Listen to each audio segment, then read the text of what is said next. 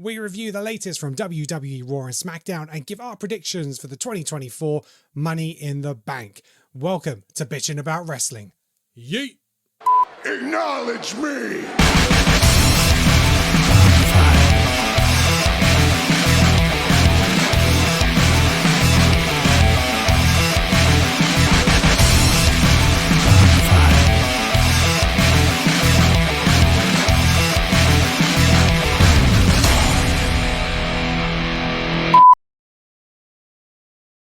Hello, viewers and listeners. Thank you for joining us on Bitchin' About Wrestling, and you are joining the Wisemen to talk about everything WWE.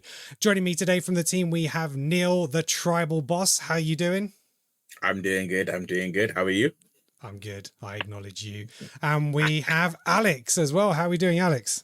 I am doing good. I loved Raw, and I am loving the Liv Morgan Dominic Mysterio thing more than I ever thought was actually possible, and I can't wait to talk about it. It's true, actually. So lots happened on Friday and Monday for SmackDown and Raw.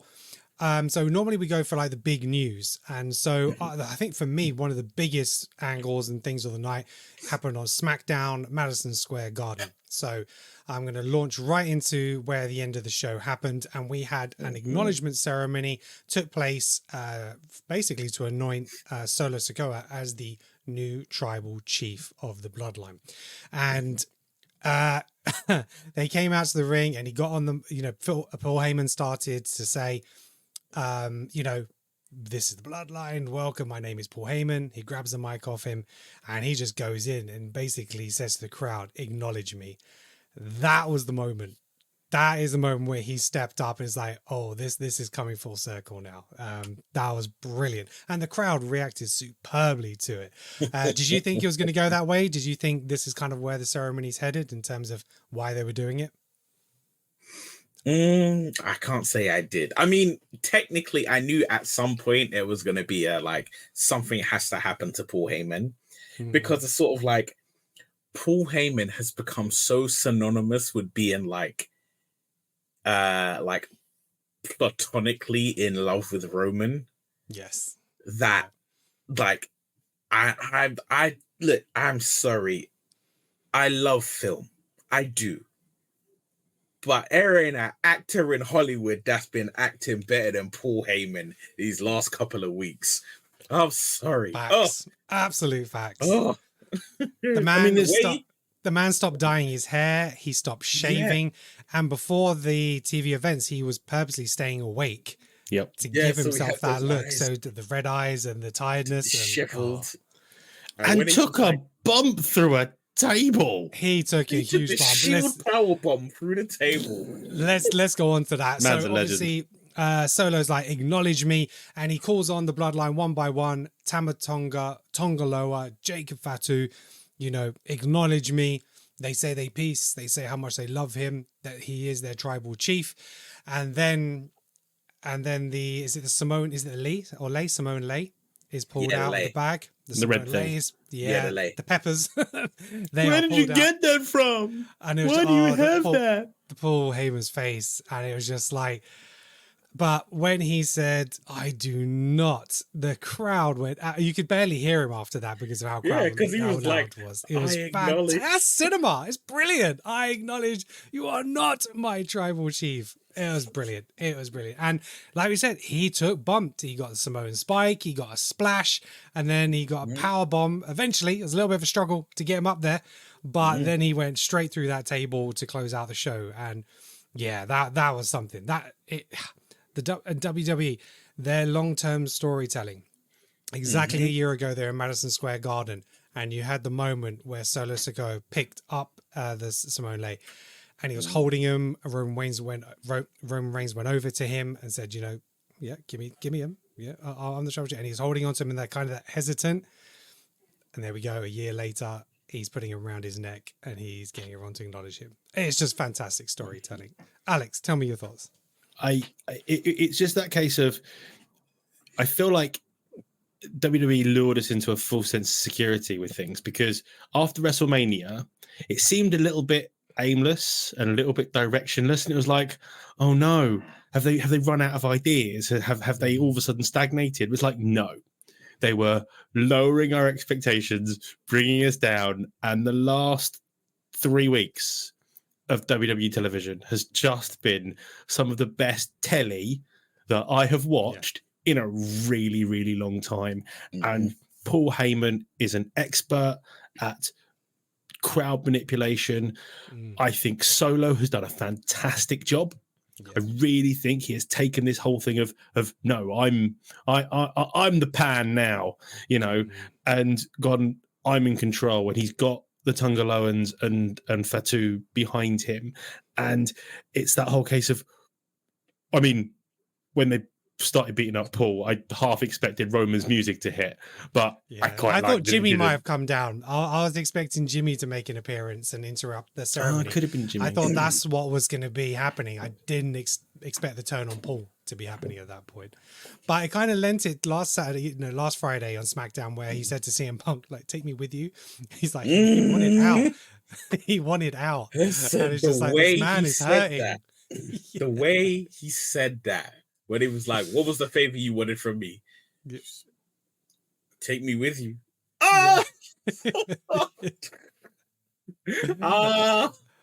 Emotional damage. It was brilliant. Let's start talking about SmackDown in full then. So let's take back to the beginning of the show. Actually, as you said, it was at Madison Square Garden. Damian Priest was due to be there, but he couldn't make it. He was stuck on a runway, so he was plane was delayed. So I think he would have built up his match for Money in the Bank. Kind of strange, but I guess because it was Madison Square Garden, maybe they're trying to get both champions on the show, but it didn't happen. He's from New York, isn't he? Oh, is he? Right. Okay. Well, there you go. He's from New York. I didn't know. I had no idea he was supposed to be a SmackDown. I wouldn't expect him to be there, but there is a feel about Madison Square Garden, isn't there? There is. Because there really, really is, and I never really noticed it before. But it's a slightly different looking arena. It all looks slightly different, and the atmosphere is electric in there. It was brilliant. I mean, obviously the show's great, so the atmosphere was going to be good, but it does feel different. I think it's because Madison Square Gardens is one of those arenas that's rarely ever been changed. It'd be the equivalent of, like, going to the two towers of Wembley. It's like you know what it is. You know what it is. Yeah. No, they changed it. But yeah, it opened with the Bloodline coming out to start the show. But then they were attacked by Cody, Randy Orton, and Kevin Owens straight out the gate. And there were some really nice spots. The camera was moving a lot because of all the separation, so it's hard to keep track of it a little bit. But then you had Randy do his bit on Tonga, I think it was, and then Kevin Owens off the top of the crazy swanton, off the top of the stairs through the table, Artaga. So it was great. And then we had the security come down, and you know what? Props to those security guards, because they took some brilliant bumps. We know they're going to be one of them. Guards. Yeah, one of them is going to be a future WWE champion, no doubt. one of those guards, it will be in the future. But they took some brilliant bumps in terms of the stunners and the RKOs. We had one where they went from, again, a stunner to an RKO, and the way he took it was absolutely great for security guards. Brilliant. But then we had the police come down. So it's okay for them to batter security guards. Apparently that's in their WWE contracts. But when it comes to the police are no-go. So it's like, we're baby faces. You can pay off security. You can't pay off the NYPD. That's it. Exactly that. And Cody cut decent promo showing his aggression a little bit, and obviously building up to that 6-man tag. Go, Alex. The thing was, though, in Cody's promo, he talks about a worthy opponent for his title, and Randy looks at him. Yes. Randy gave definite side eye and definitely had a thought. So the Randy heel turn is coming. It is coming. The problem is, I don't want to boo Randy. I'd rather boo Cody. Yeah, it's true. But that's a very good shout, because I watched a video on TikTok and someone had cut a load of Randy responses, even at WrestleMania when they're hoisting him up on the shoulders. Randy's kind of got him on his shoulder. He's still looking up there and then looking at that belt. There's been a few instances where he's come out to save Cody, but his eyes are on the belt as well. And it reminds me of that image of I don't know what what event it was from, but when you had Triple H doing his entrance with Hulk Hogan's menacing face in the background, it's very much got that Yes. feel to it. Yes. Where he's basically photobombing Triple H's shot, That's it. Yes. understanding the camera, and yeah, it's going the pop that is going to get, because they could they could tease that along for months and almost make you forget about it. Yeah, absolutely. Then we had triple threat women's Money in the Bank qualifying match. We had Tiffany Stratton versus Jade Cargill versus Candice LeRae, and it was a fairly decent match. Yeah, Stratton and LeRae, they like formed a partnership against Cargill. But she powered through and started, clearing through her opponents. Nia Jax comes down to the ring to support her new bestie, Tiffany Stratton. But this brought Bianca Belair down to cover Jade Cargill's back. However, these two kind of distracted each other on the outside of the ring, and it allowed for Indy Hartwell to attack Cargill. However, Hartwell's interference didn't really help LeRae, and she had a failed attempt at a moonsault. Stratton showed But it how stopped it's done. Cargill. Prettiest moonsault. Yes, it did stop. But Cargill. it stopped Cargill. Yeah. That was the important part of it. Is it stopped Yes. Cargill. It So did. Cargill has Stop again Cargill. another excuse for not winning another thing. Yes, is that, and it's all playing into that. It's not her fault thing, it's just like protecting her. It is. And then we It's- got you know prettiest what? moonsault ever, and Stratton took the spot in the Money in the Bank. So Good. I have to say, I don't think it's necessarily just protecting her. I think it's building to her heel turn. yeah, you said But I don't- good. She was a heel in She's AEW, right? she's amazing heel. As much as people might knock her wrestling work, or things like that. Oh, she botches. Like, I mean, first off, at what was it? King Queen of the Ring? Was that the last pay-per-view? Clash of the Castle. Clash of the Castle, yeah. So Clash of the Castle, that was not, the botches were not necessarily her fault. The tapping, No. it's questionable. But Yeah. that was the rope ones, not her. Because No, a few of them. had issues. everybody, because even before the main event, the ref was like telling AJ Styles, he was like, listen, this rope is not secure. That's why he didn't do the So- phenomenal forearm and Cody lobbed a chair at his head. Yeah. Yeah. Right. But it's like, I think it's all preparation for her heel turn, because then you can be like, look, trying to be good held me back. Look, when I was trying to be good, the Money in the Bank couldn't get it. Lost the tag titles. It's just like reeling off all these reasons. One And then thing when after she's another. And she'll back, turn on Bianca. yes. Yeah. Potentially a WrestleMania match for next year. Maybe that's where they'll be leading into it. So, I think by that point she'll have a feud with Charlotte Flair. ooh, okay. We'll see. What I can imagine is, depending on what they want to do, depending on like if Bianca has any kind of injuries or anything she needs to like iron out or be away from, or whatever, anything like that, I can imagine when Jade turns on her, she'll write her off for a couple of months. Yeah. So I can imagine that maybe like if the turn doesn't happen now, it will happen around maybe Survivor Series, maybe a War Games match. She turns on her then, and then maybe Cargill wins the title and then has to defend it against the Royal Rumble winner Bianca at WrestleMania. Yeah, it's a good shout. Not bad. Right, then we had a triple threat Money in the Bank qualifying match for the men's. It was LA Knight, versus Logan Paul versus Santos Escobar. Had a great entrance from Logan Paul, just eating up that heel persona. He was accompanied to the ring by NBA Indiana Pacers star guard Tyrese Halliburton, and he said he's bringing someone who knows what it's like to win in Madison Square Garden. Obviously, Such a good heel. did not appreciate that. And Tyrese, to be fair, he played into it. He strutted down. He's like, listen to the crowd. He was eating up being that heel.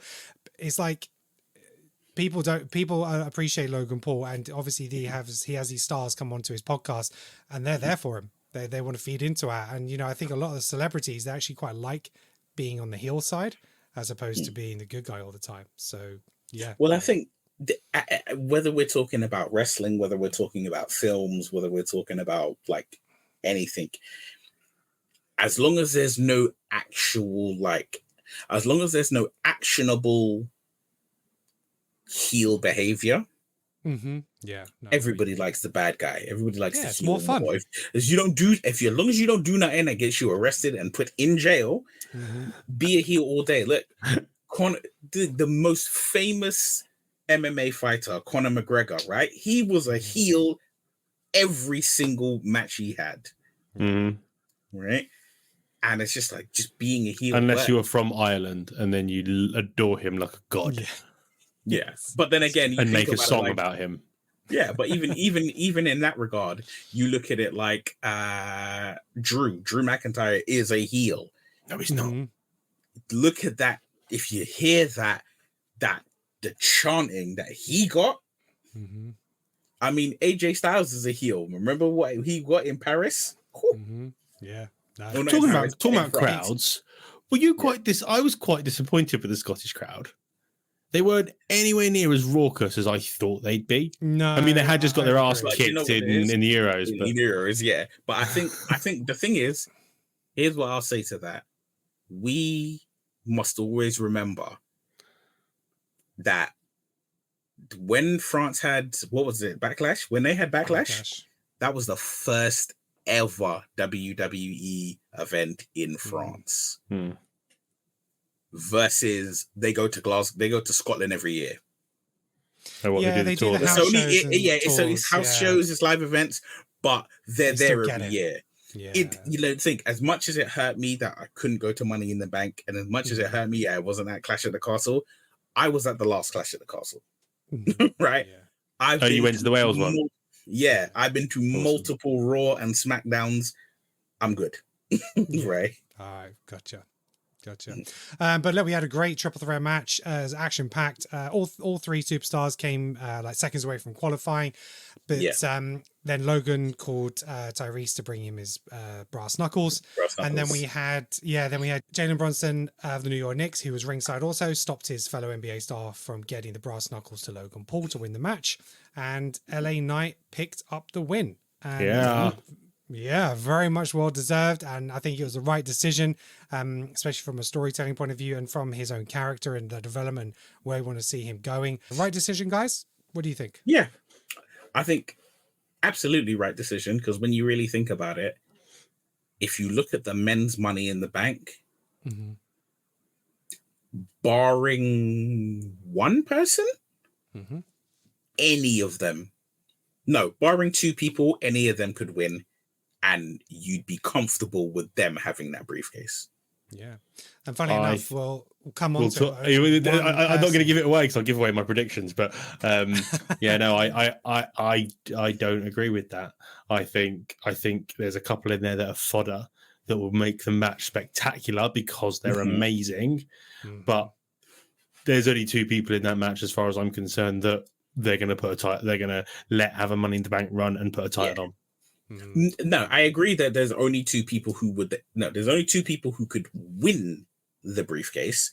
But from a objective standpoint, if you look at the five, I know there's six and we know who all six are, but we're talking about SmackDown in a minute. The five people who we know are all in that match at that moment, that's LA Knight, it's Carmelo Hayes, Andrade, Uso. I forgot about Andrade. Don't worry. Right, and Chad Gable. Those five, other than Andrade and potentially Carmelo, any one of them winning, like, look, if LA wins, he could attempt to go for the world title, or he could just slip it out of Logan Paul's hands just to be a absolute prick to him. They got WWE got so much shit when they made Austin Theory cash it in on Seth for the Intercontinental title? For the US title. They got so much crap for that. There's no way they're going to do that again. It's not what it's not what it's about. It isn't what it's about, and I understand what you're saying, but if you look at it, unless you give it to Jey Uso or that other individual who we have not spoken about yet. Unless you give it to one of those two people, any of the other 4 people in that match, there's no point in them going after the title. Maybe. We'll come on to that in our predictions. Right. So what else happened on SmackDown? We then had another triple threat qualifying match for the women's Money in the Bank ladder match. Indy Hartwell, Blair Davenport, and Naomi. Wasn't a great match. I didn't care. We had an alliance between Hartwell and Davenport, and they took out Naomi, but that didn't last long, so they started going at each other. But then we obviously had Jade Cargill come out. She wanted to get retribution against Hartwell because she cost her earlier in the night, and Naomi used the assist to pick up the win, and she qualified for the Money in the Bank ladder match. I understand it from a match point of view because of what she can potentially bring to a ladder match, but I think, maybe Davenport would have been better placed to be in that match to try and push her. But then at the same time, would you have thought, is she someone that is actually going to win? Is she? I don't think any of those 2 are going to win, though. I mean, it's true. When you really think about it, none of them are going to actually win. What it does do, though, is I'm literally just pulled up the 6 participants. I won't name all 6, but pulling up the 6 participants, there's only one winner. Ooh, see, I have 2. I have 2. There's only one. There's genuinely, and the reason I say that is there's one standout. Yes, agreed. Right? Tiffany. She's the only standout who you could say her winning the title will feel somewhat deserved. Yeah. Naomi could win it because she's the veteran. She's done a lot. She was a SmackDown one more champion, run kind of thing. One more run before she's done. There is 2 other people, Io, who we know, right? Yeah, she was last year's winner. And there's a whole thing of getting back to back, and only CM Punk has done it. And so there's that. And then there is one other person who I don't want to name because I don't remember if she's actually. Yeah, sure it is. Chelsea she's Green. No, not her. Yes, I want Chelsea to win. I'm not predicting it, but I want her to win. Just like Carmella, she could be that sneaky heel champion. Sneaky, and it plays brilliantly into a Money in the Bank holder, which is someone who kind of doesn't deserve a title, but has also some backup in the power of Piper Niven, who can basically do what the Iconics did. What the Iconics did to Charlotte. She could do that, and then Chelsea can come in and be title for a couple of weeks, and then someone deserving can come and take it from her. Because if you don't want one of the current champions, I mean, you say one of the current champions, it's not going to be Liv, it's going to be Bayley. I keep forgetting that Bayley has the title, and I shouldn't have to forget Bayley has a title because Bayley is fucking brilliant. She is, but she wasn't. She's not. I can't remember the last time she was on SmackDown properly. No, in the ring. No, she doesn't have. She has some backstage segments, but she's not. Her narrative, I don't think, is as strong. She had a moment with Naomi again. It's like, oh, if you win, you'll have to cash in on me and stuff like that. But we've had that match. That nobody's interested in that. So that's not the way to go. Like Neil was saying, I think the only other person for me is Lyra Valkyria, where she is kind of the Becky Lynch replacement. She got to the finals of Queen of the Ring, so that's why I think that they do consider her to be potentially in that spot. But again, I don't think that would be the right choice. But we'll come on to that more, again, in our predictions. So, then we had, obviously, the Bloodline Acknowledgement Ceremony. And that's pretty much wrapped up SmackDown, I think. Guys, got anything else you want to talk about SmackDown? I think that was it. No. I mean, I'm just... something I said to you gentlemen, 2 weeks ago now? About, things that WWE are doing. Yeah. Well, let's just say that, this Bloodline stuff is gonna get more. It's gonna get more before it gets. I think so. I'm going to come on to that a little bit later. Let's move on to Monday Night Raw, and we had a hell of an opening with Jey Uso, another huge dramatic entrance, following the crowd all the way through and then all the way down to the ring. But again, for me, it's another lackluster promo from Jey Uso. It's just the same. It's the same. I'm going to beat this guy and this guy and this guy. I'm going to be Mr. Yeet in the Bank. And then he has to be interrupted. It's like, it doesn't seem to be enough. Chad Gable comes out to interrupt him and says, you know, he's a miracle. He's performed miracles. Look up miracle in the dictionary, and Chad Gable is there. You know, he got beaten by the Wyatt Six. He lost his family. He had to beat two monsters to make it into Money in the Bank.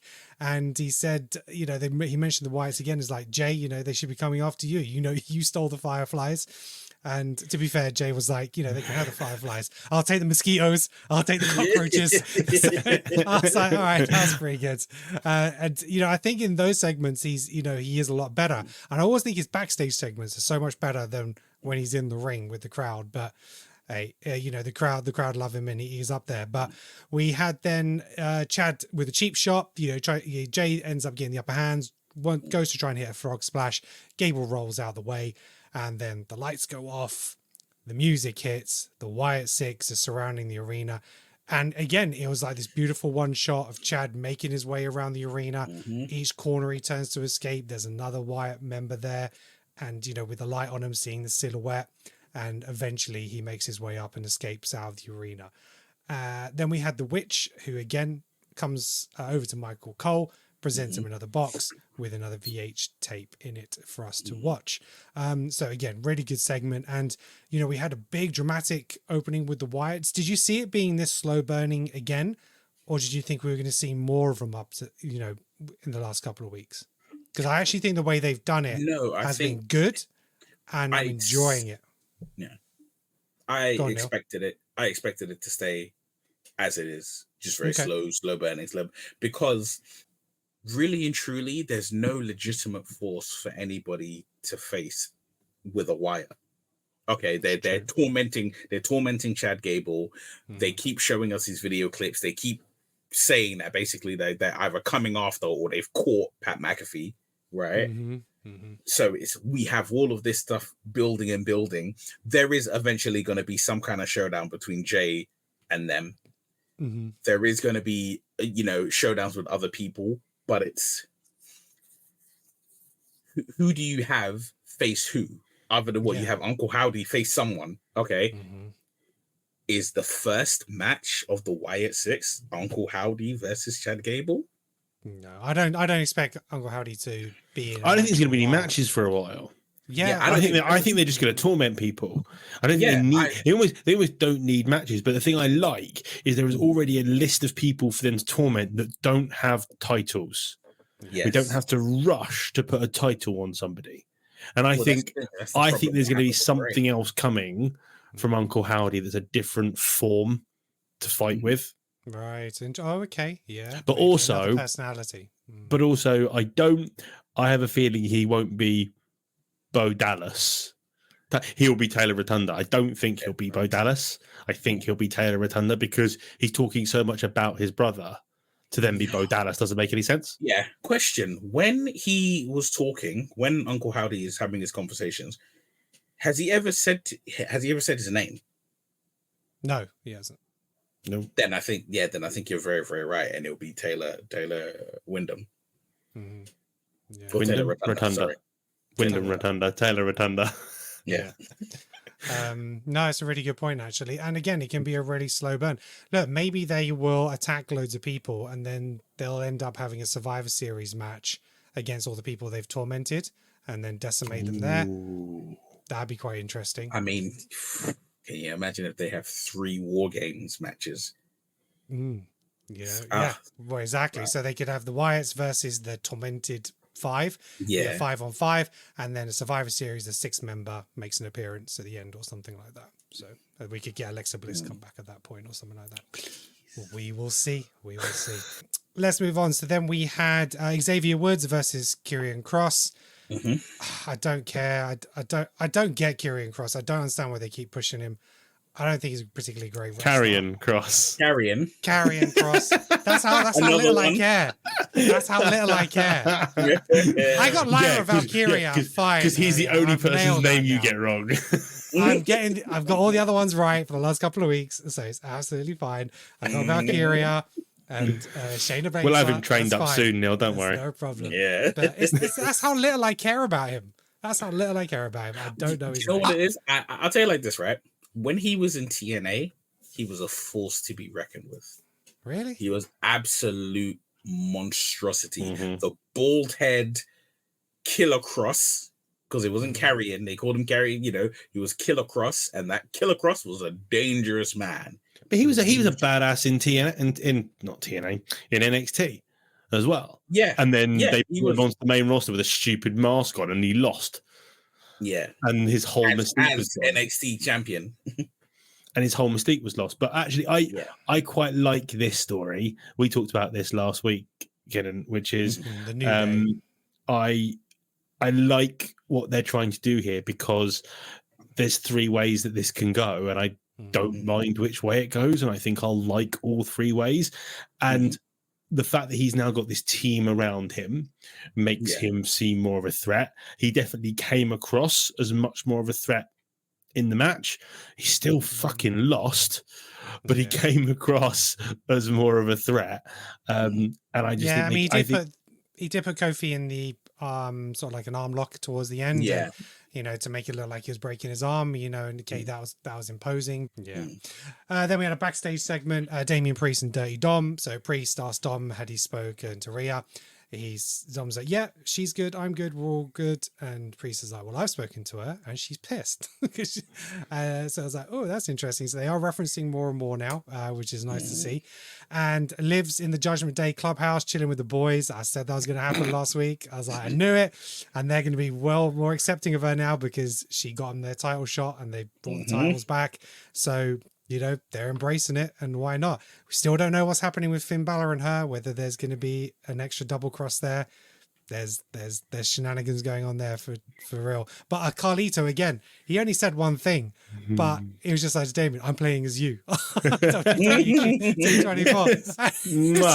It's so good. It's so good. The man's playing the roles so well. I really enjoyed him. And Finn Balor, he's speaking to Damian, saying, you've changed. You're the problem. And which built up into more stuff later in the night. Zelina Vega, she had her interview backstage. Again, strong on the mic. We mentioned this last week. And, Alex said, she's always been strong on the mic. And she was really good, really clear. She came out to the ring with a great entrance like a boss. And so we then had Liv Morgan versus Zelina Vega for the Women's World Championship. Liv was wearing a new top, saying always. Liv is always on top. Always on top.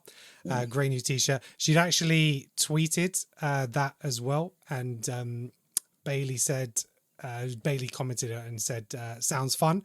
And she was like, "I mean, I've only heard good things." And it's like, wow.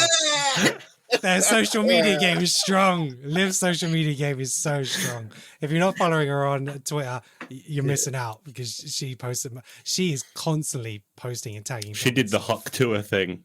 She did do the Huck Tour thing. Oh, that's amazing. I'm not on Twitter, so I didn't see that. But damn, you need to social media. Social media is just alive at the moment. If you're a WWE fan. Oh, it's just, it's like, again, being an F1 fan, there was high drama at the weekend where the 2 top guys smashed each other off the circuit, and all it is fighting, and everybody hates each other. In WWE, it's harmonious and everyone's just having the best laugh ever. Yeah, so this is like my respite from Formula One, and I'm absolutely loving it.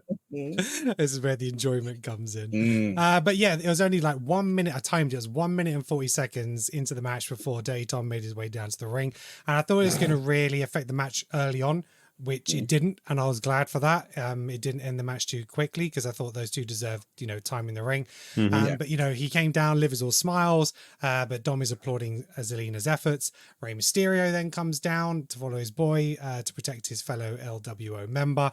And Liv then, she keeps looking at Dom across the ring, and then she hits the 3 amigos and the shimmy to impress Dom.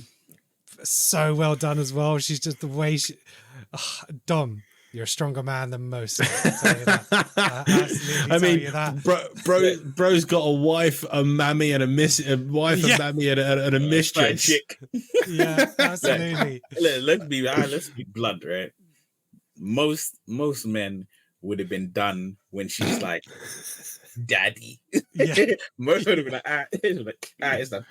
But what I loved was the psychology she had when she was in the ring, which was look what I'm doing. Look at me. You know, I'm doing this for you. Look how good I'm doing. I mean, it puts her well over Selena. And my only annoyance with this match was it was on Raw. This could have easily have been a pay-per-view match. Could have been a pay-per-view match. Yeah, agreed. But because they're both good enough as well. Yeah, they are. And she even stole Rhea's move. She put the prison block onto Zelina as well. And where she said, "I'm going to take everything. I'm taking your man. I'm taking your moves."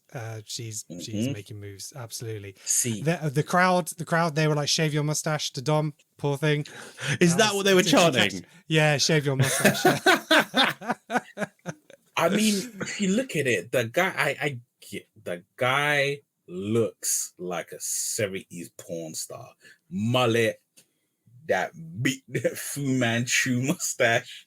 It was like, bro, you gotta change something up. That's where the comedy is. That's where the comedy is, though. Come on. How can you not fall in love with that look, Neil? Come on. He's like, do you know who he's like? He's like the guy, in the movie We're the Millers, and he yes, I edit this short. Yeah, we're the Millers, and he meets the boy, the boy that she meets in the thing. That's Dom. Yes. But yeah, however, that movie, however much I love that film, the best bit about that film is the outtakes afterwards. Has some of the best outtakes of any comedy movie ever, apart from Liar Liar. Yeah, anyway, that's true. WWE. Sorry. Yeah. But yeah, then Mysterio just takes Dom down. He just pushes him down. Dom wasn't doing anything. Dom was an innocent man standing by ringside, and Dad's just bullying his son, pushed him down. But then to the rescue, Liv saving a man. She slides in, takes out Rey Mysterio with the baseball slide. But as she's against the ropes, Zelina Vega with a 619, big Hurricanrana DDT, and 1-2, so close to the win. That was good. I almost, for a second, I thought something might happen there, but it actually showed Liv really strong, because some big moves were done and she wasn't cheat escaping in the sense that she was kicking out of these moves. Yeah. So, I thought that still made her look quite strong. And then what do we have? Dom slides a chair in for Zelina. She's not interested. She throws the chair at Dom, and Liv on the attack. Yeah, hits the Oblivion. And that is it. 1, 2, 3. And we have our victory. And still, Women's World Champion is Liv Morgan. And at the end of the match, she dedicated her victory and all future victories to Daddy Dom. She has gone proper crazy. And she is playing the psycho bunny boiler. Bunny boiler really, really well. She's doing an absolutely epic job. And yeah, it just comes across. She's correct, and we'll get to the match that Dom has later, where she ups the crazy even more, and she's doing such a good job. She is. Neil, go on. Can I point out that the woman, Liv Morgan, beat Ronda Rousey for the WWE Raw Women's Championship. Cash in, though. And yet, no, because she also beat her in a rematch. Oh, yeah. Yes, she did. Yeah. You're right. She did. But, so she beat one of the legitimately toughest women around. And yet, this version of her, who is doing everything to impress the king of the fuckboys, right? Has her looking stronger. Yeah, it's true. Yeah, true. This is her best work. Again, I believe. Then we had a promo for Behind the Curtain, which is releasing on the 3rd of July, so tomorrow, in effect, when this podcast will be out. So that'll be really interesting to see. So it's the build up for WrestleMania XL. Everything that happened in the promo teaser, Triple H said, I'm excited about XL that. was penciled in 80% back in October. And then everything changed. So, but that's the whole thing, though. Is he did mention it. I think he mentioned in that the whole point is they know what the end point is, and work their way back. And now, I know that sounds stupid and obvious for for a television program. But that's not what Vince did at all. It was Week to whatever week. came off the top of his head the morning he woke up of Yes. Monday Night Raw or SmackDown. And That's true. that's why we are so captivated with what's going on at the moment. Because it's actual storytelling. The The fact they've got people that can remember this shit. Well, that's the thing. Do you guys remember when Roman was there cutting a promo? When he was cutting a promo about what happens when he's gone and Solo's there. And he was basically saying, listen, right?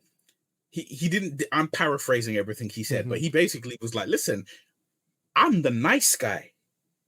Wait till I'm gone and he's in charge. Oh yeah, I do wait till remember you that. Wait till you got to deal with when he is the tribal chief. It's a good point. Yeah. It's why he wanted Jay to be the tribal chief. It's almost like it's a bit like Black Panther. You didn't want Warmonger to be Killmonger. You don't want Killmonger. Killmonger. And that's the thing. As you think of that, but then you think of it as in that exactly what we just discussed is happening on multiple different fronts. It's happening in the bloodline. It's happening with Rhea Ripley and Liv Morgan. It's happening. You're like, hold on, whoa. How are you? We're like, how do people remember this? I'm like, Triple H, how are you working backwards from saying, here's the end point? Let me go and watch everything that happened a year ago and then be like, yeah, that's coming in now. Yeah, and it's little things. So like the Dom and Liv, the fact that Liv fell on top of Dom, about 3 weeks ago, and then Dom falls out of this week, and you see the way she was holding on to him. Holding it, she was like, man, I'm like, yeah, I like this position. Yeah, and then she's having a go at Ray, saying that was a moment. You ruined my moment. So everything plays into everything else. It's brilliant. We had then a Seth Rollins come out. He cut a promo. Finn Balor comes out to interrupt him and he blames Seth for changing Damian Priest and ruining things for the Judgment Day, and the world champ comes down. He tells Finn not to get in his business. Again, we have that bit of a divide. Finn ends up attacking Seth. Damian stops him. Seth takes out Finn, and then Priest takes out Seth. Damian Priest is trying to be his own man. He's trying to, be a champion in his own right. Judgment Day is saying, we're a family, we have each other's support, and they genuinely look like they want to help him. But he is trying to be that guy, and I think that's a lot of the reasons why people are getting behind him as a champion, because he's actually demanding quite a bit of respect from the crowd, and he's performing well in his matches and stuff like that, and he's actually becoming a likable champion. He's turning face. Yes, he is. It is. It's a nice slow turn. And you know what? Go on. I have a prediction. Go for it. I reckon there will be it will be Damian and Rhea on one side, and then it will be Finn, JD, Carl, and Liv on the other side. Maybe Dom will be trapped in a shark cage above the ring. I have a feeling that that Dom's is going to be left on his own in the middle, going, I don't know what to do. I and my friends fighting. It's true. Yeah, he'll keep switching from each side week to week, and they'll be like trying to convince him to come over. Yeah, like that adopted child. It's like, and Cleo just going, this is cool. Yeah, this is cool. Then we had with Kaiser. He did a video package saying that he was injured, and when he comes back, he's going to be taking Sheamus out, who he holds responsible. I think it's a kayfabe injury. I don't think it's a real injury because he said ribs, which makes sense from a spear from I keep wanting to say Braun Strowman. Braun Breaker. Yeah. Brain my dyslexia can't deal with that. So it's a very believable injury to have after being attacked by Bron, and I think it'll come into effect this weekend. Oh, interesting. Okay, we'll lead into that in a bit. We had women's Money in the Bank triple threat qualification match. We had Dakota Kai, Ivy Nile, and Zoe Stark. Not a great match. There was a retaliation to Damage Control's attack last week, and Alba Fire and Isla Dawn, they came down to neutralize Kairi Sane, who came to assist her Damage Control teammate, and Zoe Stark ended up picking up the win, which was quite surprising addition to the ladder match. What did you guys think? No? Alex, what do you think? Again, it's another one of those of where we've talked about who we think is going to win the ladder match before. So it's just, it's adding more fodder in. I think Zoe Stark is a good person to be in the ladder match because she's hard hitting, and she's a legit threat from her MMA days. So I like her for the match. I like her anyway. I think she's incredibly talented. I do too. Yeah, and I think she was the right person from that crowd to go through. But again, but the whole damage control story, I'm not quite certain I get or care about. Also, there was a whole thing online. I never quite found the ins and outs of it. You guys might know. Dakota Kai doing a live stream and getting very upset because she's not being pushed. No. Did you guys see anything about that? Apparently she's doing a live. Michael Cole referenced it as she came down, which is she's not getting her props as a singles competitor. Oh yes, I remember him saying that. So I didn't know relate to that. So was that kayfabe? Was that part of well, she does a live stream and it was on a Twitch live stream and she responded to a comment from somebody and was tearing up on a live stream. So because they tried to if someone in the comments knows what afterwards. Pardon? They tried to interview her backstage afterwards as well, didn't they? And she kind of shut it down. So maybe they'll play into that narrative. But yeah. No, as Alex was saying, if you know a little bit more, get a shout out in the comments. Absolutely. Then we had the Wyatt 6 video. So we'll reference him as Bo Dallas. He was saying I was destined to do this, that they were abandoned. We made them notice us. We're a family. There's false prophets using family for personal gain, reference to Chad Gable and his family, so hence why they're going after him. And who else has a big family? Bloodline. Yeah, they haven't appeared on They've referenced them on SmackDown, but they haven't appeared there yet, have they? Yeah, but there is listen, you don't have to be in to be in. Oh no! And there's still one person sitting. There's still one person sitting, stealing their fireflies. Yeah, well, that's what Chad said. You left your family. And it's all about family. He referenced it. He did. Yeah. So yeah, I can definitely see him being a victim for sure. But again, another great video. That slow burn, and Bo Dallas is doing some fantastic stuff. So yeah, just keep. Bo Dallas talking to Jeepers Creepers. Yeah, exactly. Then we had Rey Mysterio versus Dominic Mysterio. Fairly decent match, and it was a bit of a surprise that this match came again on a Raw. I feel like we've had this feud, but I don't know particularly why we're getting this at the moment, but it is what it is. Maybe it's something for Dom to do. It furthers the story. Yeah, I guess that's all. Look, all I need is Dominic Mysterio at ringside. Yeah, you just need him out there, so it doesn't matter. I don't care what he needs to do. Like, put a big old plate of chicken nuggets in the middle of the ring and let him start eating. Yeah, and then have Liv Morgan like a shark, like Jaws, just circling the ring, waiting for him to come out. Because this is the thing I love at the moment is we've got some of the best storylines we've had in WWE for ages going on at the moment, and I still think this Liv Morgan one is the best one. I get it. Just because it is being played by so many people and being played really well by every single person involved, and you can totally imagine it, traveling circus like WWE is. You can imagine that someone's going to have a crush on somebody else. They hang out with them every single week. They travel together around the world, and attractions will form. I mean, it's definitely happened. Yeah. And when all of a sudden you realize, oh, actually, that one girl's gone now, so I can now go after. It's perfect. It's school ground antics almost, and it's just being portrayed so well, and I love it. I think it's so brilliant. And what makes it even better is when you add real world stuff to it. The fact that Rhea in real life she is on her honeymoon. She has recently got married. Yes. And when you think she just got married, I think it was last week she just got married. Yeah. Congratulations, Rhea Ripley and Buddy Murphy. Yes, indeed. Congratulations to both. But it's like, they're married. She's on her honeymoon.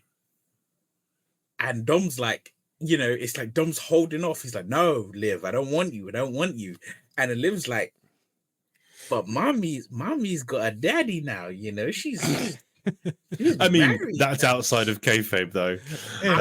Yeah, listen, but that's what makes it more beautiful. She's like, look, she's not your mommy anymore. She's somebody else's.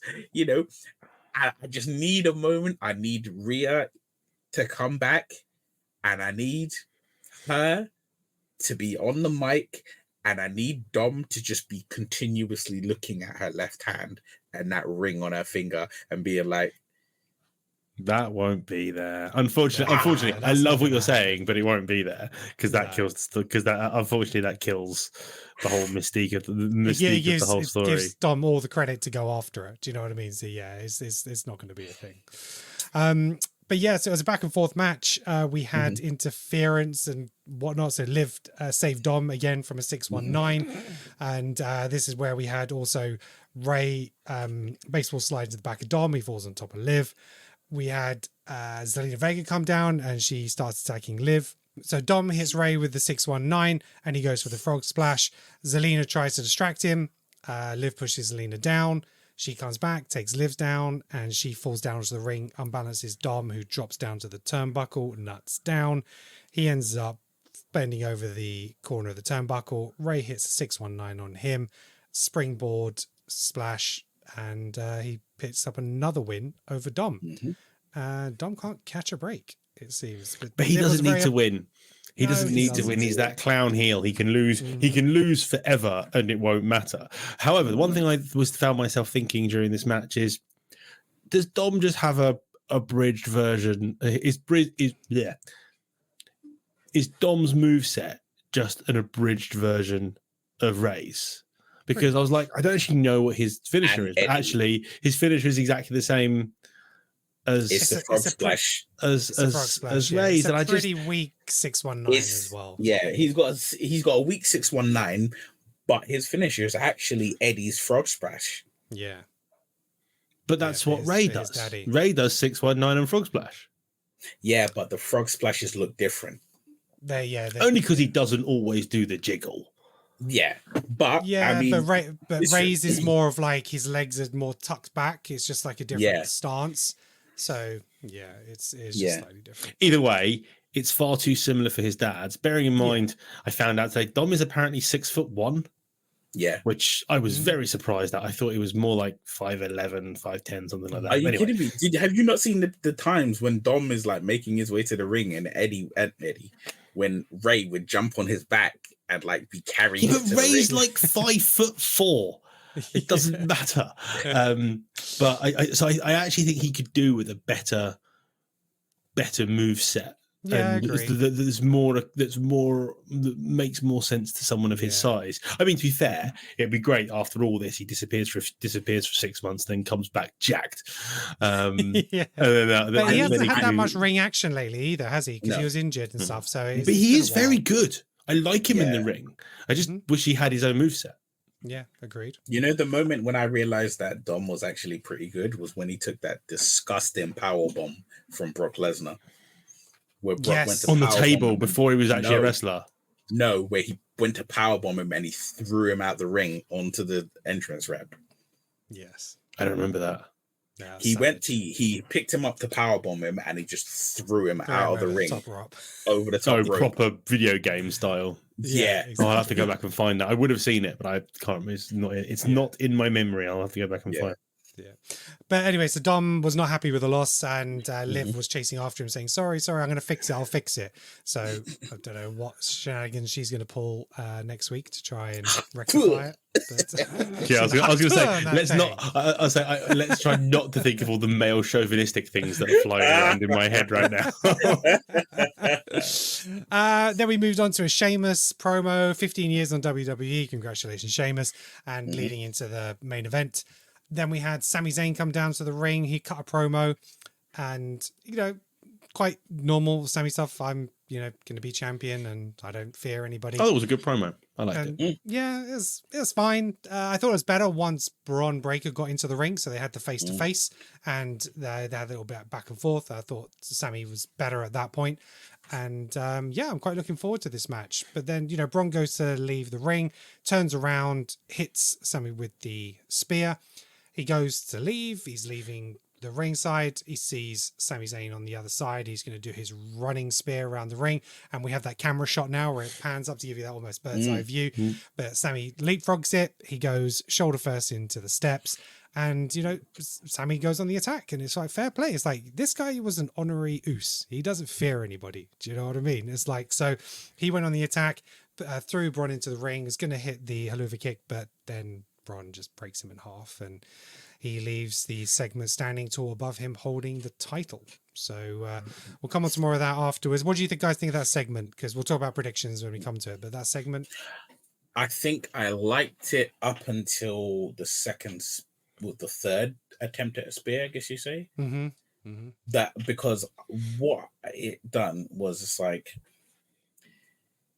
we've seen for weeks. We've seen Bron just spear people out of their socks.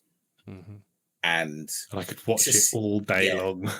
But to finally see someone who he's about to face counter it, the leapfrog, and he spears it, then it's like, oh yes, I learn, and you're not like invincible. You can. Yeah, it would be good to save it for the match. Yeah. The thing is, though, but to have it that he did that, and then he went for the haluva kick, and then he got speared again. It's sort of like. For me, you just ended it with the haluva. If you ended it with the beat down, and then he like gets in the ring and then leaves, I'd have been like, I'm more comfortable with that. Okay. For me, the reason Bron has left strong is because he is not leaving with the title. Yeah. So they make him. They're going to make him look strong. But I can't wait to talk about predictions on that one. Yeah. Okay. Then we had the main event: Drew McIntyre versus Ilya Dragunov versus Sheamus. Brilliant match. Fantastic match. Again, it was for the last spot in the men's Money in the Bank ladder match, and yeah, it was a great triple threat match. They all had their moments, and but Drew McIntyre ended out on top, and he takes that final spot. Before the match, who did you guys think was going to take it? Did you think Drew was going to take that final spot? Yeah. Okay. Yeah. To be honest with you, after what he did to Punk, when he was like, "I'm going to be in Money in the Bank," I thought they would just go and give it to him. I thought they would just be like, Pierce is just scared of it. Yeah. So yeah, no, and what was funny is what he did mention is I'm walking into Money in the Bank and leaving Toronto World Heavyweight Champion, indicating that he is going to win that and cash in immediately that night to take the title. So we'll talk about it a little more when we come into our predictions. So let's go straight into that. Let's talk about our predictions for Money in the Bank. Let's go. I had Ryan and Rax is here, so I'll give you guys those details as we go through. But first of all, let's do the Intercontinental Championship match with Sami Zayn versus Bron Breakker. And Neil, who you got? Sami Zayn. And how's he going to win? Haluva kick for the win. Haluva kick 1, 2, 3. So with the pin. Okay. I can imagine that Bron is going to miss maybe 2 spears. Well, he'll definitely completely miss 1 spear, and then maybe another one will get reversed. Okay. All right. Alex, who have you got? Bron is going to win, but he's going to win by disqualification because he's going to be doing very, very well. I think he'll be near to winning, and Kaiser is going to come and get involved. Okay. That is a very good. That is. Can I change my shit? That's very good. That's good. Yeah, it's not going to happen, but I've got Bron Breakker winning as well, and again via DQ, because there's this narrative of him constantly getting screwed over and overlooked, and I think that it would be a mistake to put Sami over him at this point, because it would just make Bron look weak. So I think but I just don't think they're going to give him the title just yet. And they've had I think maybe Sheamus. I don't know if Sheamus is going to interfere, because obviously he was involved in that match previously in that build up. But maybe Sheamus and Kaiser both get involved. But yeah, I've gone for Bron Breakker DQ, and my extra bonus point, I think there'll be a spear through the barricade at some point in the match. Rax, he's gone with Sami. He's put referee stoppage. So again, maybe a DQ at that point. Like Bron is just going overboard and, just destroy him. So maybe that is it. He also mentioned spear through the barricade. And then Ryan, he's gone Bron Breakker DQ, Sheamus to interrupt and cause the DQ. So he's gone for Sheamus. So there we go. Unfortunately, we haven't heard from Nick before this podcast, but he'll probably submit his predictions before Saturday. So at which point you would have heard all of ours and come up with the best scenario. Can we not send him a show link? Yeah, I was going to say, well played, Nick. Well played. Right, let's move on to the women's Money in the Bank ladder match. We have Io Sky, Chelsea Green, Lyra Valkyria, Tiffany Stratton, Naomi, and Zoe Stark. I'll go first. I'll say it's going to be Tiffany Stratton, but I also think we're going to have Damage Control and Nia Jax potentially interfering in this match. Alex, who have you got? My heart says Chelsea Green. And because I just think it would be such a fun run. And if we weren't taking the points for this so seriously, yes, I would say Chelsea Green. But also, I think I might actually have Chelsea Green in the league. So yeah, I think do I not? I don't remember who I've got. Neil knows who I've got. I don't remember who I've got. But yeah, so no, I also think it's no one has Stratton. Chelsea Green.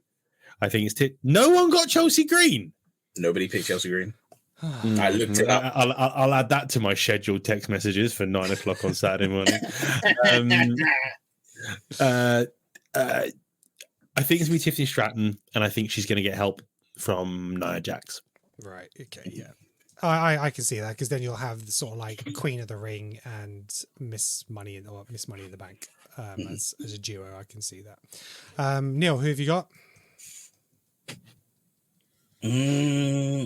Because I care more about the fantasy league than I do the predictions, I'm going to go out and I am going to say Chelsea Green. Chelsea Green. Because I was going to say, hope you're right. Discussing it was that Money in the Bank tends to be for the people who, whilst they could, don't usually portray themselves as worthy people to contend for the title, right?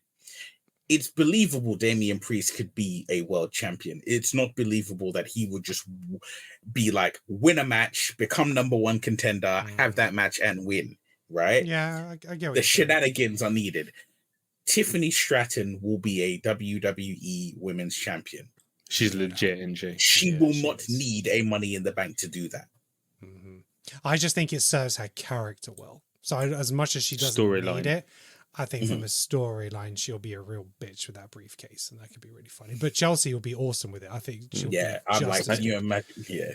It was a comic relief. Imagine Chelsea's think of Chelsea's like attempting to cash in and then not successfully cashing in, and she'll just pull a Karen move and just be so annoying that like whoever she tries to cash in on, like either Adam Pearce or Nick Aldis, will just be like, fine, it's okay. You didn't try and cash in. Here's your briefcase. Get out of my office. Yeah, she'll keep attempting to try and cash in. Doesn't happen. Yeah. She'll, no, I didn't mean it. I didn't say it. No. I was only teasing. And yeah, I can see that. Because it's all about her relationship with the GMs, right? Yeah. So that would actually be weird. But this goes back to the fact as well, because I'm really interested to see her in this match, because as me and Ken talked about last week, she's amazing in the ring. I watched some of her indie stuff. She is phenomenal phenomenal. Mhm. And she's not playing that character No. at all. So it'll be very interesting to see the things that she can do. I think this women's ladder match is going to be banging. Yeah, and I'm I looking agree. forward to it. I think that the And talent in this ring is phenomenal. Yeah, and with a smaller card, they should be getting the time, like all the matches. So yeah, and 5 matches against. I actually think if you look at the individual talents in that ring, I think it's going to be a better match than the men's match. I'm not massively excited about the men's one, but we'll get there. Yeah, okay. I think the thing is, when you think of it, you've got people like Io Sky. Like, I'm going to add to my prediction, Io Sky is going to do a moonsault off a ladder onto everyone. She gonna do something crazy. Yeah, and you've got her there. You've got, who else is in there? Lyra Valkyria. You know, she's no slouch when it comes to being in the ring. And she's got to show up. Yeah, to this. Yes, if she wants to be the big thing, she's got to really show up. It's a big spotlight for her. Yeah, and that's why it wouldn't surprise me if they put it on her, because she is that kind of Becky Lynch replacement. The fact that she's out of contract now and she's free agent. You know, they did the warm build up with her, like Becky introducing her and pairing up with her at the beginning. They kind of trying to build her up straight out of NXT, and it wouldn't surprise me. But for me personally, as a storyteller, I always think a briefcase is better on a heel, and she isn't that character. I agree. Yeah. And then so Rax, he went for Tiffany. Ryan went for Tiffany. Ryan said his prediction is Tiff and Lyra on the ladder last. And then Ryan said Chelsea Green to take a bump off the ladder to the outside of the ring. So he thinks Chelsea's going to die in the match. So I think there's going to be a multiple moonsaults from Io and Tiffany. Yeah, I mean, Tiffany moonsault off the top of the ladder. Surely it's the prettiest of deadliest moonsaults. Has to happen. Men's Money in the Bank ladder match. Jey Uso, Carmelo Hayes, Chad Gable, Andrade, LA Knight, and Drew McIntyre. This is a little closer to call for me. So I'm not going to go first, Neil. No. Me and Neil have both been first. Your turn to go first. I went first last time. Tiffany Stratton. Yeah, he did. No, right, what I'll do is I'll do Rax and Ryan first. Rax went for Jey Uso, and Ryan went for Jey Uso. So see, now I am also gonna go for Jey Uso. Okay, and I am going to go on a limb, and I'm going to say that CM Punk makes a return and screws Drew McIntyre yet again. Okay. I am in full agreement. But not only is, as far as I'm concerned, this match is going to be pure shenanigans, because CM Punk's going to screw Drew. And I think what's going to happen is everyone's down. Chad Gable is climbing the ladder. Lights go out. Yes. He disappears. Yes, He's gone. Just vanishes. Oh, that'd be brilliant. Just amazing. Triple H, if you're listening, that's what has to happen. He just disappears, and we don't see him again. Right. And then Jay's like, oh, okay. And Jay goes and win. And because also his music with the fireflies on top of the ladder with a briefcase will look fucking cool. Yes. And I am going to go on a limb and also say, and this will be a bonus point for later. In fact, I want this to be a six point bonus point if this happens. You don't make the points up for this. He has a briefcase that is blue and white and says Mr. Mun Yeet in the bank. It will just be Yeet in the bank. It's going to be Yeet in the bank. It's on the poster. Have you seen the poster? Yeet in the bank. They've already shown that. Yeah, they've already shown that. So I'm going to go something slightly different because, again, you know, this is more fun. So this is how I would book it, because I'm already last in the league anyway. I'm not winning shit. So I'm gonna pick Drew to win Money in the Bank. Not mad at it. I think Logan Paul is going to interfere and cost LA Knight. Oh God, yeah, that's another one that I've got. That's what I mean, shenanigans. Yeah, definitely. Yeah, and then the Wyatts are going to end up costing Jay and Chad Gable. So like Drew's the one who hasn't got the beef with any of those guys, but then I'll come on to why I think it's going to happen later. So then we've got the 6-man tag match. We've got Cody Rhodes, Randy Orton, Kevin Owens versus the Bloodline. It's not clear which of the Bloodline are fighting in the match. So I'd be interesting to see if Solo will stay out, which I think should be the right decision. It should be the right decision, but I'm pretty sure it's going to be GOD and Solo. Interesting. Okay. So I've gone for the Bloodline. I've gone for a pinfall. I think Kevin Owens will take the pinfall, but I think we're going to get a final member of the Bloodline appearing at this pay-per-view. So that's my bonus point. I wholeheartedly agree, and I am going to go as far as to name. Do you remember his name this time? No, but I know.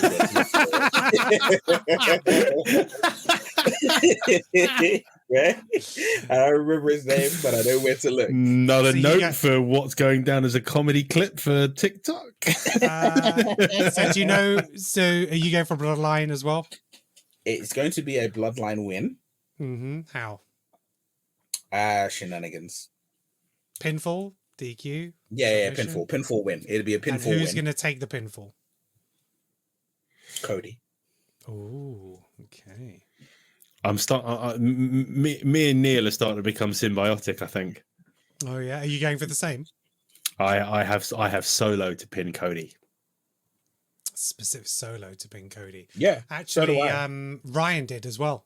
Solo to pin Cody. So yeah. And fourth member gets introduced. Okay.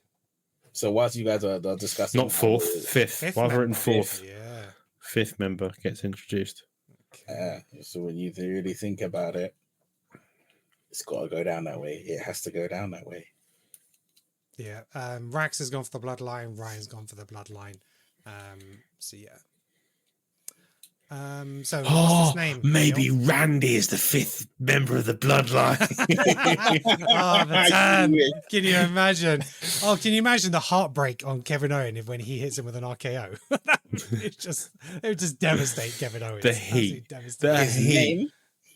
His name in New Japan is Haiku Leo. Right. Okay.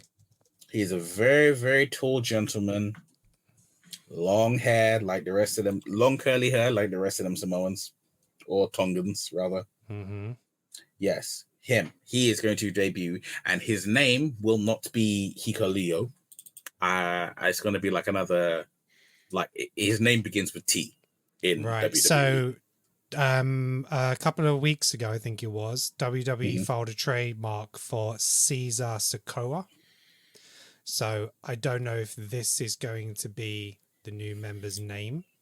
I know they were going to do a different name for Jacob Fatu, but they ended up keeping it as that. And obviously they've trademarked the Samoan Werewolf, but maybe Caesar Sokoa might be the name that he ends up going by. See, I think Caesar. I think Caesar will be the name for Solo. Instead of calling himself the tribal chief, which everyone holds down as that, Caesar as in leader of Rome. Oh, interesting. Okay. Which is wild because when you think about it, Caesar and what happened to Rome, the fall of Rome happened under Caesar. Interesting. God, they're writing stories in 4D, aren't they? Yeah, they are. Then we've got the WWE World Heavyweight Championship, Damian Priest versus Seth Rollins. The stipulation is that if Seth Rollins wins, Damian Priest has to leave the Judgment Day. And if Damian Priest wins, Seth Rollins doesn't get another title shot as long as he is champion.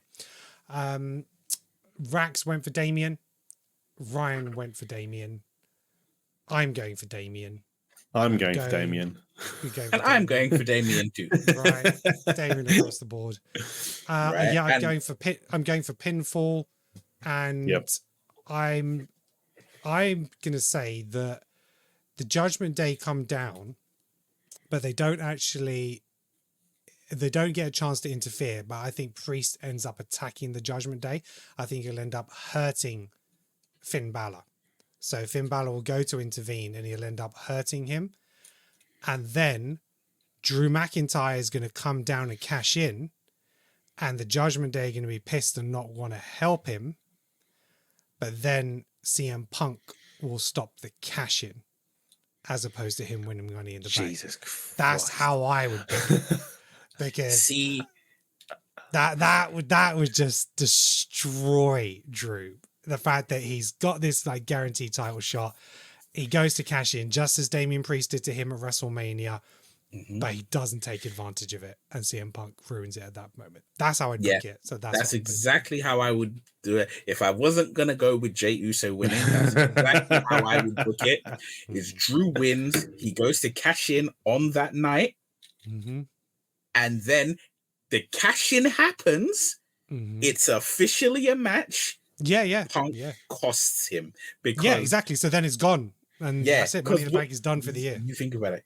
That's exactly what it needs to happen. Is it does so many things at the same time. It gets rid of Money in the Bank for men, so it's a non-factor. So every time you see somebody winning a match or having a match, you know it's that match. It removes that as a thing.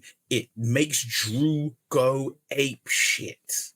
It builds that feud to the next builds that level. feud. It also means that when that Drew and Punk can be going back and forth, and that gives Gunther the time he needs to win the title at SummerSlam, and then just hold it for as long as he needs to hold it, whilst Drew and Punk beat seven hells out of each other.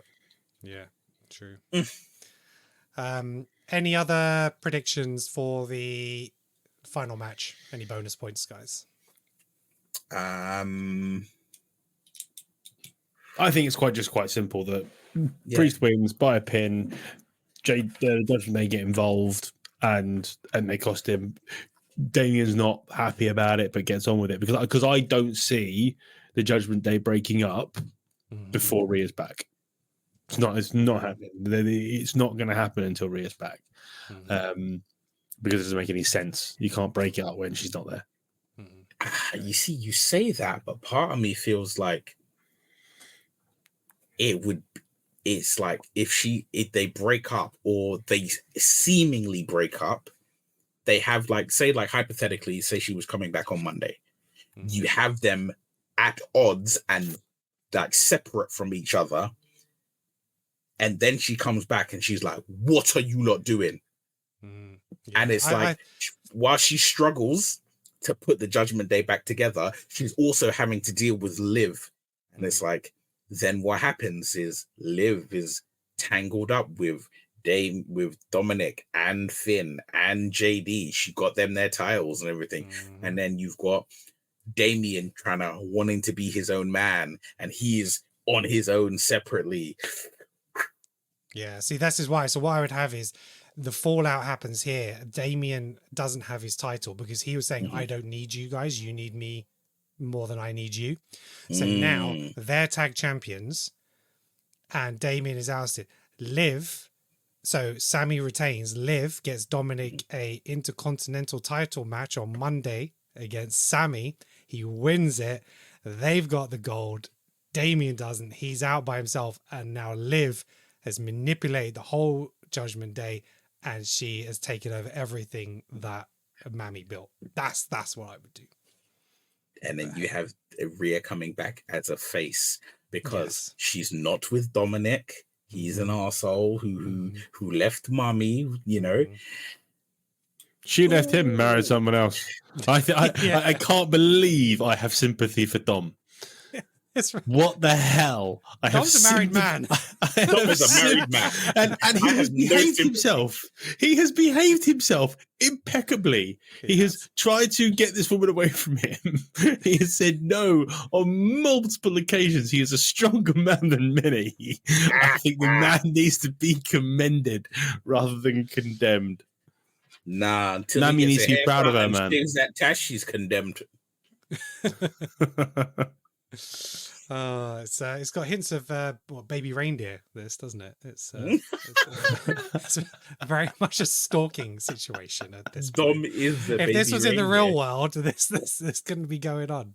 But hey, okay, guys. So those are our predictions for Money in the Bank. Generally across the board, it's pretty much a kind of a consensus, but yeah, a couple of us have gone in a slightly different direction just because, hey, it's fun and why not? Guys, any final thoughts before we leave today? Anything else you want to talk about? Isn't it awesome that we've got so much to talk about? This isn't 4 years ago when Vince and Triple H and Stephanie had to come out and fucking apologize because it had been so shit. Yes. You know, it's such a joy to go like what they're going to come up with, because this is the craziest thing, right? Is, you know, it's one of those things where, you know, you talk to your other mates and they're like, oh, fuck, do you watch pretend people throwing each other around and whatever? It's all fake, doesn't make. But the fact that they have to put these stories together, not for 12 episodes in a season, and then they get a year off to go and write the next one. This is live telly, continuously, twice a week, 52 weeks a year, plus pay-per-views. Plus 40 years? you're remembering, right, that with a TV show or a film, somebody gets hurt, you pause until they come back. Somebody gets Writers' hurt, strikes. somebody else needs a new title shot. Writers' strikes. Alex, tell us about your channel before we go. So my channel is on YouTube. I've got it's mostly my racing or my karting. I'm working on a project at the moment for my next video for the 1st of August when my next race is, and then I've got my Twitter and my TikTok. My Twitter is mostly F1. My TikTok is random shit that I decide to put out. I think we're going to try and put some TikToks out for this, but I think we're going to do a bitching about wrestling channel for that one. So that's it. Keep your eyes peeled for that. Yeah, so I've set up the Bitchin' About Wrestling TikTok. So we've got our own Twitter now. We've got our own YouTube page. And so we're kind of separate from Creative Control now. So we can find our wrestling and WWE fans away from just the normal movies and TV fans. So we'll be posting some more stuff on there. Alex has kindly said he's going to be starting putting some stuff on TikTok for us as well. I'm going to try. Today's an experiment. Try, yeah. And so we'll see what kind of job he does. And then if you guys let us know by liking or putting in the comments, we'd really appreciate it. Thank you very much for watching. Thank you very much for listening to us. We are just 3 guys from the UK. The Wisemen just love talking about WWE. So hopefully you enjoy listening to us talk about it. If you do, please hit that like and subscribe on our YouTube channel. And if you're listening to the audio version of this podcast, hit that follow on whichever podcast platform you are listening. And if you wouldn't mind dropping us a 5-star review, especially on Apple Podcasts and Spotify. And that's it. You've been listening to the Wisemen. On Neil. I have one thing to say. WWE, as much as I love you, I am absolutely filthy and disgusted with your Manchester City disgraceful tie-in. I blame Man United more than anybody because they should have been that team, the promotion, because some of the stuff is quite cool actually. So look, I would rather WWE partner with Bristol Rovers. Right? Look, I'd rather they join up with Dagenham and Redbridge. Are you a United fan now? Yes, I hate City. I'm not a football fan anymore, but I always was a United fan. Just City, just fair play to them. Not happy, but hey, it's a different world we live in these days. It's not for United fans, absolutely. But yeah, you've been listening to the Wise Men of Bitchin' About Wrestling, and until next time, peace out. Peace.